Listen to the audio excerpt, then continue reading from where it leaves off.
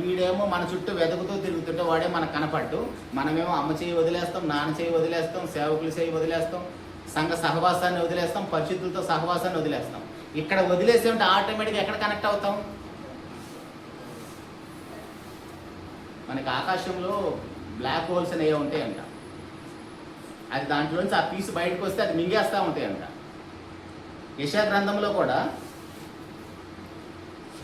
ఎంత రెఫరెన్స్ అది 5వ అధ్యాయము, పాతాళము గొప్ప ఆశ పెట్టుకొని ఉందంట. 5వ అధ్యాయము 14 వచనం చూడండి.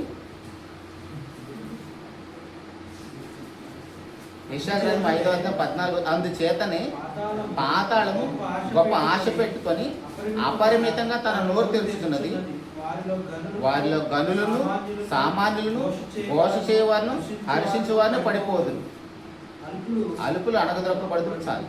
ఇక్కడ చిన్నలు, పెద్దలు, గొప్పవారు, పేదవారు అనేది ఏమీ తేడా లేకుండా పాతాళం గొప్ప ఆశ పెట్టుకొని అపరిమితంగా నోరు తెరుస్తుందంట. అపరిమితంగా అంటే పట్టట్లేదు దాని నోరు.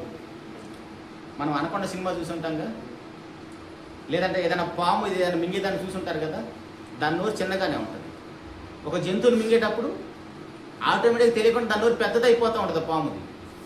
అలాగనే పాతాళం నోరు చిన్నగా ఉందేమో, దాంట్లోకి వెళ్ళే వాళ్ళ సంఖ్య ఎక్కువగా ఉంది. దాని నోరు పట్టట్లేదంట, అపరిమితంగా వెళ్ళిపోతున్నారంట. ఎవరు వీళ్ళందరూ?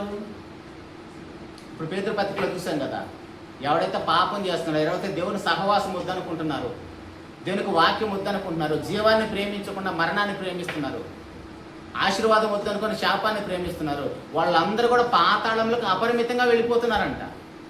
అంటే ఒక్కడు కూడా లేడా జీవాన్ని ప్రేమించేవాళ్ళు? జీవాన్ని ప్రేమించేవాళ్ళు ఒక్కడు కూడా లేరా? ఆ ఒక్కడు ఎక్కడో ఉన్నాడని వాడి కోసం కూడా అపవాది వెతుకుతూ తిరుగుతున్నాడు. అంటే ఎందుకు వెతుకుతున్నాడు? మనం చాలాసార్లు మాట్లాడుకున్నాం అన్నమాట. అంటే మంచోడు ఒక్కడ కూడా కనపట్లేదు దానికి. పరిశుద్ధులు, నీతిమంతులు, ఆల్రెడీ ప్రభు రక్తంలో పాపాలు కడుతున్న మనమందరం కూడా పరిశుద్ధపరచబడి పరిశుద్ధులుగా ఉండకు పిలువబడ్డాం కదా. బాప్తీసం తొట్టు నుంచి బయటకు వచ్చినప్పుడే పరిశుద్ధులమా? తర్వాత మళ్ళీ పాప జీవితంలోకి వెళ్ళిపోయామా? వాడికి ఒక్కడు కూడా పరిశుద్ధులు కనపట్లేదా? అందుకే వెతుకుతున్నాడు అంటే భూతార్థం వేసి వెతుకుతున్నాడు ఎవడు పరిశుద్ధుడు. ఆల్రెడీ పాపంలో ఉన్నవాడు జోడు పోడవాడు. ఎందుకంటే వాడు తన పార్టీయే కదా. వేరే పార్టీ వాడిని తన పార్టీలోకి తెచ్చుకోవడానికి ఏదో ఆఫర్ చూపించాలి.